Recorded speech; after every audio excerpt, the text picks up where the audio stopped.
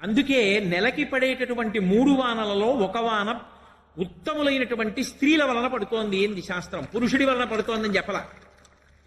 కాబట్టి ఆ ఔదార్యము కలిగినది. కానీ అటువంటి ఆడపిల్లకి తండ్రి పరిమితంగా ఇస్తాడు. పెళ్ళయ్యే వరకు ఉత్తముడైన వరుణ్ణి చూస్తాడు. అన్నదమ్ములు గుడికి తీసుకెడతారు, పుట్టింటికి వస్తే పసుపు కుంకాలు ఇస్తారు. అక్క చెల్లెళ్ళు ఏదో పరిమితం, బావగారు పరిమితం, మరుదులు పరిమితం, బంధువులు పరిమితం. ఇంత అని చెప్పడానికి వీలు లేనంత అపరిమితమైన దాన్ని ఇచ్చేవాడెవడంటే భర్త ఒక్కడే. ఎందుచేతనో తెలుసా? శాస్త్రంలో ఒక మర్యాద ఉంది. నేను ఎంత ఐశ్వర్యవంతుణ్ణి కానివ్వండి, నా భార్య చేతిని నేను గ్రహించగానే, పాణిగ్రహణం చెయ్యగానే, ఆమె నా పత్ని కాగానే నా ఐశ్వర్యం ఏదున్నదో అదంతా ఆమెది. నిజానికి నా ఆయుర్దాయం కూడా ఆమె వలననే నిర్ణయింపబడుతుంది. ఆమె సౌశీల్యము వలన నా ఆయుర్దాయం నిలబడుతుంది. అందుకే మమ జీవన హేతునా అని చెప్పి మంగళసూత్రం మెడలో కడుతున్నాడు. అందుకే మీరు చూడండి, ఈ జాతిలో స్త్రీ వైశిష్ట్యం ఏమిటంటే, కొంతమంది ధూర్తులైన పురుషులు ఉంటారు. రాత్రి మాదక ద్రవ్యం సేవించి ఉన్మత్తత కలిగించే పదార్థాన్ని సేవించి వచ్చి పశువుని కొట్టినట్టు భార్యని కొట్టేటటువంటి ధూర్తులైనటువంటి పురుషులు ఉంటారు. అలా కొట్టి నిద్రపోతే ఆమె మాత్రం నిద్రలేచి మంగళసూత్రాలు కళ్ళకద్దుకొని ఆఖరణ ఆయన చేతిలో ప్రాణ వదలాలని కోరుకుంటుంది. అంతకన్నా ఆర్ద్రత కలిగినటువంటి మనసున్న ప్రాణి ఈ సృష్టిలో ఇంకొకరు ఉంటారా? అటువంటి స్త్రీ మీద చెయ్యి చేసుకున్న పురుషుడు ఎంతటి అధమాధముడవుతాడు. అది నేర్చుకోవలసిన విధానం. అది స్త్రీల యొక్క గొప్పతనం. అది తెలుసుకున్న నాడు సమాజంలో శాంతి పరిఢవిల్లుతుంది. ఎందుకు గౌరవించాలో తెలుస్తుంది. అందుకంటోంది అనసూయమ్మ, నాతో విశిష్టం పశ్యామి బాంధవం విమృశంత్యహం.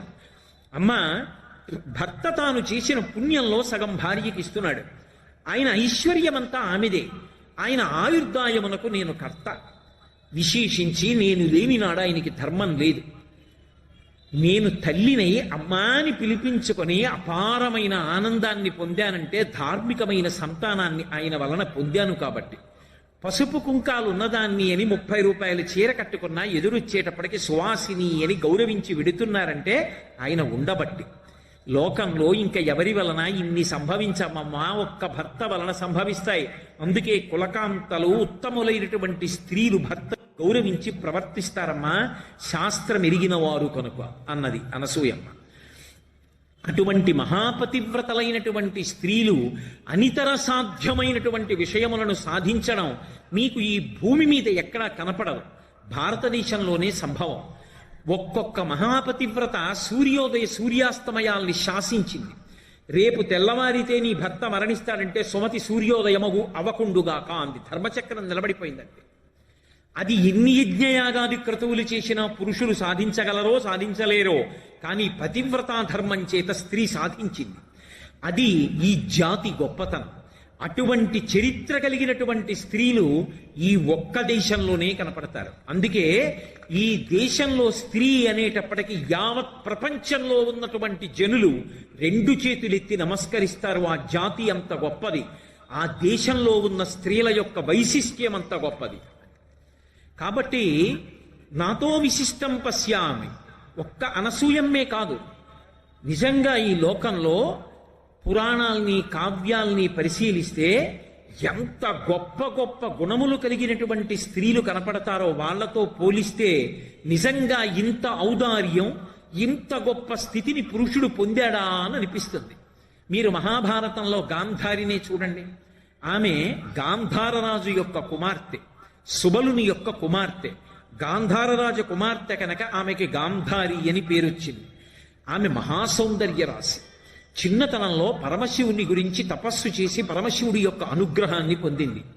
ఆమెకి సంతానాపేక్ష, ఎక్కువ మంది సంతానానికి తల్లి కావాలి అని వరం పొందింది. అపారమైన అందగత్తె, మహారాజు యొక్క కుమార్తె, సకల సుగుణములకు పిన్నిధి. అటువంటి స్త్రీ ఎప్పటి నుంచో కురువంశానికి ఒక ఇబ్బంది. ఎప్పుడూ సంతానం లేక బాధపడుతూ ఉంటారు. చిత్రాంగదుడు, విచిత్రవీర్యుడి దగ్గర నుంచి ఇదే సమస్య. అందుకని కనీసంలో కనీసం ఆ కురువంశానికి వారసుల విషయంలో ఇబ్బంది రాకూడదని ఈమెకి బహుసంతానవతి అని వరం ఉంది కాబట్టి ఈమెని తీసుకొచ్చి ధృతరాష్ట్రుడికి వివాహం చేస్తే ధృతరాష్ట్రుడు సంతానాన్ని పొందుతాడు, కురువంశం అవిచ్ఛిన్నంగా కొనసాగుతుందని భీష్మాచార్యుల వారు ఆ గాంధారిని తీసుకొచ్చి ధృతరాష్ట్రుడికిచ్చి వివాహం చెయ్యాలనుకున్నారు. సుబలుడు అడిగాడు, మా ధృతరాష్ట్రుణ్ణి వివాహం చేసుకుంటావా అని అడిగాడు. ఆమె మామూలుగా అంగీకరించడం కాదు, ఎంత ఔదార్యంతో అంగీకరించిందో తెలుసా? ధృతరాష్ట్రుడు జాత్యంధుడు, పుట్టుకతో కళ్ళు లేనివాడు, ఎంత బలమున్నవాడు కానివ్వండి, పాండురాజు లేక ఎంత రాజ్య పరిపాలన చేస్తున్నవాడు కానివ్వండి, జాత్యంధుడైనటువంటి వ్యక్తిని అంతటి సౌందర్య రాశి ఎందుకు వివాహం చేసుకోవాలి? కానీ తన వలన అవతల వారి వంశం నిలబడితే, జాత్యంధుడైన వాడు బిడ్డల్ని పొందానని సంతోషిస్తే అంతకన్నా తన జన్మకి సుకృతి ఏముంటుందని అంగీకరించింది. అంగీకరించడం కాదు, త్యాగమయి మహాతల్లి గాంధారి మహాపతివ్రత. నా భర్త ఏవి చూసి సంతోషించట్లేదో అవి చూసి నేను సంతోషించాను అని ఆమె కూడా అంధత్వాన్ని పొందింది. అందుకే కన్నులకు గుడ్డ కట్టేసుకుంది. నేను ఒక గుడి గోపురాన్ని చూస్తే సంతోషిస్తాను, నా భర్త సంతోషించలేడు. నేను ఒక పెద్ద మర్రి చెట్టు చూసి సంతోషిస్తాను, నా భర్త సంతోషించలేడు. నేను ఒక మంచి పక్షిని చూసి సంతోషిస్తాను, నా భర్త సంతోషించలేడు. నా భర్త ఏవి చూసి సంతోషించలేడో అవి చూసిన సంతోషం నాకు అక్కర్లేదని కళ్ళకి గుడ్డ కట్టుకుంది. మీరు ఆలోచించండి, ఆమె పుట్టినది గాంధార రాజ్యం, ఆమె కుమార్తె అయింది సుబలుడికి, ఆమె తోడ పుట్టినటువంటి వాడు దుశ్శాసనుడు, భర్త జాత్యంధుడైనటువంటి ధృతరాష్ట్రుడు, పెనువేప విత్తు, పరమ దుష్టమైన ఆలోచనలున్నవాడు, పెద్ద కొడుకు దుర్యోధనుడు, మిగిలిన వాళ్ళు దుశ్శాసనాదులు, నూర్గురు కొడుకులు, అల్లుడు అంతటి నీచుడు సైంధవుడు. ఇటువంటి వాళ్ళందరూ ఆమెకి బంధువులు. ఆమె ఉన్నది ఇటువంటి దుష్కృత్యాలు జరిగేటటువంటి చోట. ఇంతమంది మధ్యలో ఆమె మాత్రం పుటం పెట్టినటువంటి బంగారం. ఎంతటి విశేషమైనటువంటి ఔదార్యము కనపడుతుందో ఆ తల్లిలో. ఒకప్పుడు ధృతరాష్ట్రుడు భార్యని పిలిచి అడిగాడు, పాండవులకి రాజ్యం ఇవ్వకుండా నా కొడుక్కి రాజ్యం ఇవ్వాలనుకుంటున్నాను, పాండవులు రాజ్యం అడుగుతున్నారు, నువ్వు మహిషివి కదూ, పట్టమహిషివి, నీ అభిప్రాయం ఏమిటని అడిగాడు. ఎంత కుండ బద్దలు కొట్టి చెప్పిందో తెలుసా ఆవిడ ఒక మాట చెప్పింది. ఆవిడంది, నీ తనూజుడు అవినీతుడొకట ఇరిగి ఇరిగి అతనికి వశపడి ఏలపోయేదీవు, పాండవులకి ఇవు ఏమిచ్చితేని అడ్డు పడగలవారు ఎవరు విభుడ చెప్పుమా అందావిడ. ఆవిడంది, నీ కడుపున పుట్టినటువంటి దుర్యోధనుడు పరమ నీచుడన్న విషయం మహారాజా మీకు తెలుసు. వాడు నీచుడని తెలిసి, వాడికి రాజ్యం రాదని తెలిసి, పాండురాజు కొడుకైన ధర్మరాజుకు వెడుతుందని తెలిసి ఎందుకు కుట్ర చేస్తావు? నీ తమ్ముడి బిడ్డలు నీ బిడ్డలు కారా? ఆ ధర్మరాజుకి రావలసిన రాజ్యం ధర్మరాజుకి ఇవ్వలేవా? నీ పుత్రుడు అవినీతుడగుట ఎరిగి ఎరిగి అతనికి వశపడి నీవు ఎలపోతు. ఎందుకు నీ కొడుకు కొడుకు అన్న పుత్ర మమకారంతో వాడి వెంట పరిగెడుతుంటావు? నువ్వు చక్రవర్తి, నువ్వు ఇవ్వాలనుకుంటే ఇవ్వచ్చు. నువ్వు ఈ కురు సామ్రాజ్యాన్నంతటినీ ధర్మరాజుకి దారాదత్తం చేస్తే ఎదురుపడి అడగగలిగిన వాళ్ళు ఉన్నారా? నువ్వు ఇచ్చిన నాడు ధర్మరాజాదులు నీ బిడ్డలు కారా? భీష్మ ద్రోణాదులు ధర్మపక్షాన నిలబడరా? దుర్యోధనుడు నిన్ను చెనకగలడా? ధర్మరాజు దగ్గర పెడితే వశవర్తి అయి బ్రతకడా? ఇప్పటికైనా బుద్ధి మార్చుకోడా?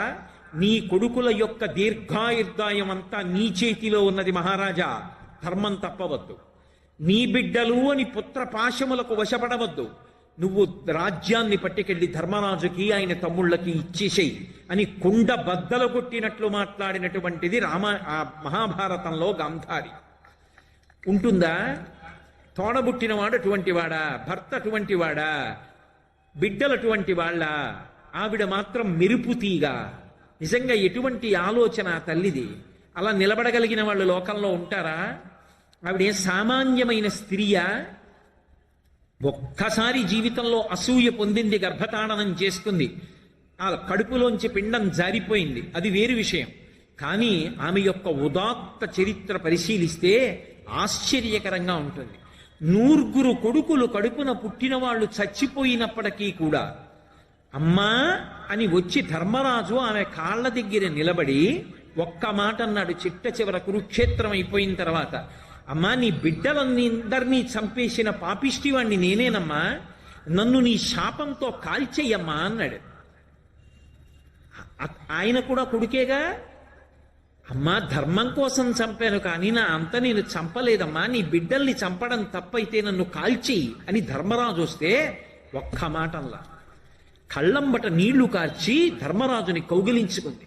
కానీ ఒక్క బిడ్డ కూడా బ్రతకలేదన్న బాధతో ఆమె చూసినప్పుడు కొద్దిగా కళ్ళకి కట్టుకున్న బట్ట జారి ఆమె దృష్టి పడినందుకు ధర్మరాజు అంతటి వాడికి కాళ్ళు బొబ్బలెక్కాయి. అంటే అంతటి పతివ్రత.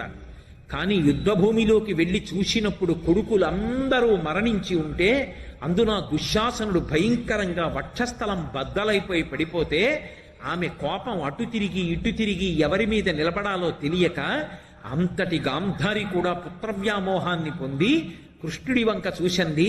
అన్నీ నీకు తెలుసు, వీళ్ళందరూ మరణిస్తారని తెలుసు, నువ్వే పూనికిని ఉంటే నా కొడుకులు ఇలా చనిపోయేవారు కాదు, దీనికి అంతటికీ కారణం కృష్ణ నువ్వే, నీ అన్నదమ్ములు కూడా ఇలాగే కొట్టుకుని యదువంశం ఒకరితో ఒకరు కొట్టుకుని నశించిపోవుగాక, కొన్ని సంవత్సరముల తర్వాత నువ్వు కూడా దిక్కులేని చావు చచ్చదవుగాక. కృష్ణుడు నవ్వి అన్నాడు, అమ్మ ధర్మానికి వంత పాడినందుకు నువ్వు నాకు ఇచ్చిన కానుక అన్నాడు. ఇంతటి గాంధారి కుంచుకుపోయింది.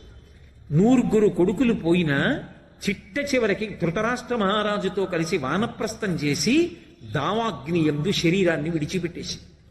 నిజంగా మీరు గాంధారీదేవి యొక్క జీవిత చరిత్రని పరిశీలనం చేస్తే అంత శక్తివంతురాలయ్యుండి అటువంటి ప్రదేశంలో ఉండి కూడా ఆమె ధర్మం తప్పకుండా ప్రవర్తించింది.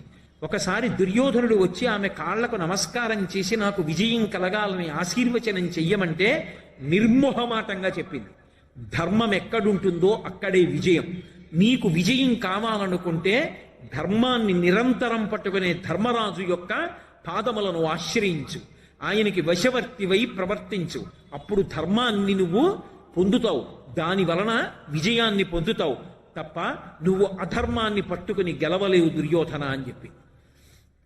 అంతటి ధర్మపక్షపాతి అయి తన బిడ్డలతో కాని భర్తతో కాని ధర్మం విషయంలో అసలు వెనుకంజ వెయ్యకుండా మాట్లాడగలిగినటువంటి స్థితిని పొందినటువంటి స్త్రీరత్నం గాంధారీదేవి. ఈ దేశంలో కొంతమంది స్త్రీల యొక్క త్యాగం, వాళ్ళ యొక్క జీవనం చదువుతుంటే నిజంగా ఎంతటి మెరుపులో అర్థమవుతుంది. ఎంత చెప్పినా వినకుండా తిరిగి తిరిగి అగ్నిహోత్రాన్ని కౌగిలించుకుని మడిసిపోయిన నూరుగురు కొడుకుల్ని చూసుకుని ఆఖరణ వృద్ధాప్యంలో తల్లిదండ్రుల్ని చూసుకోవడానికి ఒక్కడు బ్రతకలేదురా, ధర్మాన్ని వదిలిపెట్టి ఇంతమంది పడిపోయారా అని కుంతి బిడ్డల పంచ చేరి జీవితం గడిపి భీముడనే మాటలు వినలేక వానప్రస్థానికి వెళ్ళిపోయి. అంత గొప్ప గాంధారి. అలాగే కుంతిదేవి మహాతల్లి జీవితంలో ఎంత కష్టపడిందో. అసలు కుంతీదేవి జీవితం భారతంలో చదివితే ఇన్ని ఉత్థాన పతనాలు, ఇంత సహనం, ఇంత గొప్ప లక్షణాలు మన జాతిలో స్త్రీలకి తప్ప ఎక్కడ కనపడతాయనిపిస్తుంది. ఇటువంటి స్త్రీలు పుట్టిన గడ్డ ఎంత గొప్పదిరా ఈ స్త్రీ జాతి. తెల్లవారి లేస్తే వాళ్ళ పాదాలకి నమస్కరించాలనిపిస్తుంది. మీరు చూడండి, కుంతిదేవి పుట్టింది నిజానికి కుంతిభోజని యొక్క పుత్రికగా కాదు, ఆమె శూరుని యొక్క పుత్రిక. అందుకే శ్రీకృష్ణుడికి మేనత్త, వసుదేవునికి చెల్లెలు. కానీ కుంతిభోజుడు పెంచుకున్నాడు. అసలు తండ్రి పెట్టిన పేరు పృథ, కానీ ఆ కుంతిభోజుడు పెంచుకున్నాడు కాబట్టి కుంతీదేవి అని పేరొచ్చింది ఆవిడికి. ఎంత ఓర్పు కలిగినది అనడానికి ఒక్కటే అగ్ని పరీక్ష. ఆమె చిన్నతనంలో కుంతిభోజుడి ఇంటికి దుర్వాసో మహర్షి వచ్చారు. నేను ఇక్కడ కొన్ని నెలల పాటు ఉంటాను, నాకు ఉపచారాలు చేయడానికి ఎవరినైనా ఏర్పాటు చేయమన్నాడు. ఆయన కోపధారి. ఇదిగో వస్తున్నాను భోజనానికి అంటాడు. వెళ్ళిపోయిన వాడు రాత్రి వస్తాడు.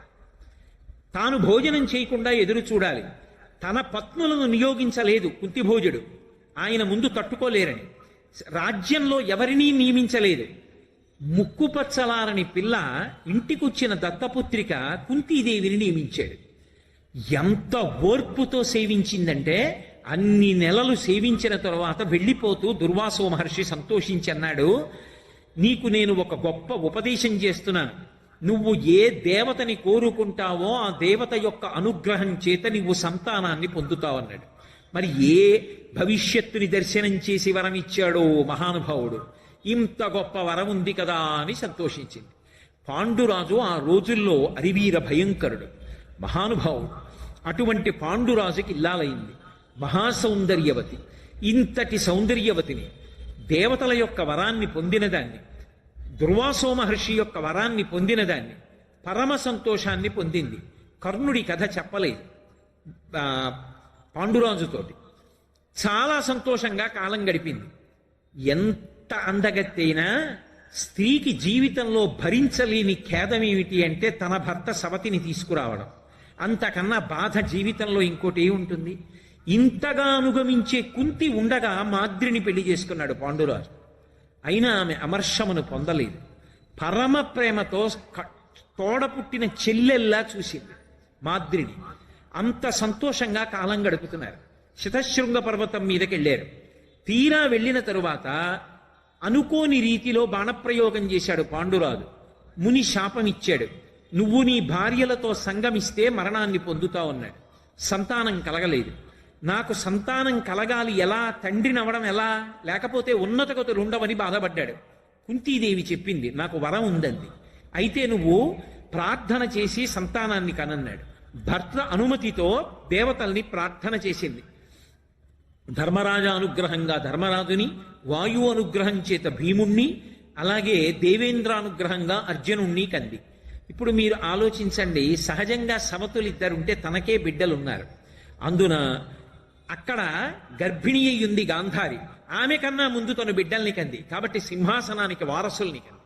కుంతీదేవి జీవితంలో మళ్ళీ ఓ మెట్టు పైకెక్కి సంతోషించింది. మాద్రి కన్నా నేను గొప్పదాన్ని, బిడ్డలున్నారు. గాంధారి కన్నా గొప్పదాన్ని, ముందు సంతానాన్ని కొన్నాను, సింహాసనానికి వారసుల్ని ఇచ్చాను.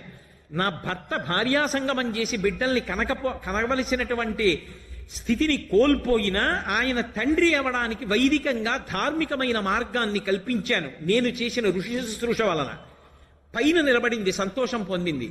2 నిమిషాలు నిలబడలా. ఆ మంత్రం మాద్రికి కూడా చెప్పు, ఆమె కూడా సంతానాన్ని పొందుతుంది అన్నాడు.